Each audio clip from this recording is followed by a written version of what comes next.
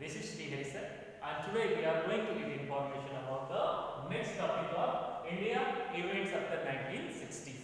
In this video lecture, we are going to discuss about the decade of 1970s, means from 1970 to 1980. In this year, what happened in our country, that we are going to discuss here now. Now, 1971. India and Pakistan war was held between these two countries, and the result of this war was the formation of an independent country, Bangladesh. Bangladesh came to be exist in the year of 1971. In the year of 1974, this year is noted as the important year for our country, because our country successfully tested the atomic device test underground at the place of Pokhran in Rajasthan, and this was a big success for our country, because India became self-sufficient about the atomic energy, and major purpose of this atomic energy that to maintain the peace in the world and to defense our country from other countries.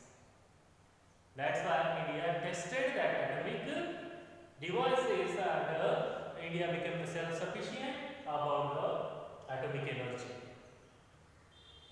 Then the next year, 1975, the people of Sikkim voted to join in India and become a full-fledged state in the Indian Federation. The people of Sikkim desired to join in our country, and they voted, and after the elections they successfully joined in our country and became the full-fledged state of Indian Federation. They became the part of our country. Sikkim became the part of India as the independent state in the year of 1975. Next year. My dear student, after the 1975, the situation worst between India. You can see that the political situation grew unstable, and on the time, in the year of 1974, Allahabad High Court gave the verdict. On the time, Prime Minister was Indira Gandhi, and Allahabad High Court gave the verdict that Indira Gandhi had misused her government and constitutional power for her elections. And due to this verdict, people got angry, and opposition parties and most of the citizens went on strike, and it has created the instability of the social and political situation. My dear student, the situation became more worse when Jayaprakash Narayan led this movement. Jayaprakash Narayan led that movement, and after that, government declared the national emergency. Situation was going out of control. Indira Gandhi government was being unable to stop the activities by the people, but that was so difficult. That's why government declared the national emergency. And you know that what is meant by the national emergency? When national emergency imposed on the country, on that time, all the fundamental rights of the citizens taken away. This fundamental rights may be suspended. Means no one has the right to speak, or right to religion, right to move, or wherever he wants in the country. These all the rights are suspended all the time, and this resulted the worsen the situation, and situation become more complicated. My dear student, when this emergency was implemented, after that situation become more worse. Do you know how long this emergency was imposed on the country? That was imposed in 1975 and ended in 1977.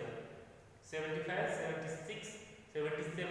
For next 2 years this was continued, and after the breakdown of emergency, all opposition parties came together against the Indira Gandhi government because Indira Gandhi government first misused her power for the elections. This was the verdict of Allahabad court, and that's why people were angry. And opposition party was trying to take the chance to defeat Indira Gandhi government. That's why all the opposition parties came together and they formed one party, that was Janata Party. And this Janata Party lead elections under the leadership of Morarji Desai, and against there was Indira Gandhi. So Indira Gandhi versus Morarji Desai, and Morarji Desai won the election and he became the Prime Minister of the nation. But my dear student, due to the internal differences, Desai government may not continue to the law and this government collapsed. After Morarji Desai, Charan Singh succeeded him and he became the Prime Minister of India. Look that, Indira Gandhi, then Janata Party, then Morarji Desai became the Prime Minister, but due to the internal differences, his government may not continue for the long period. Then government collapsed and Charan Singh succeeded him and became the Prime Minister. But his government was also not ruled for the long period. Within few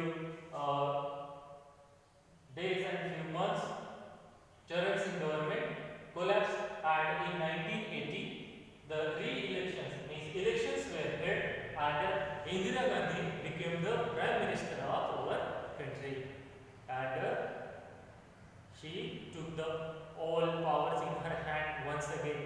So my dear student, we have seen that from Indira Gandhi, she was the Prime Minister of India, and how crisis she faced, and once again in the year of 1980s she got the power in her hand.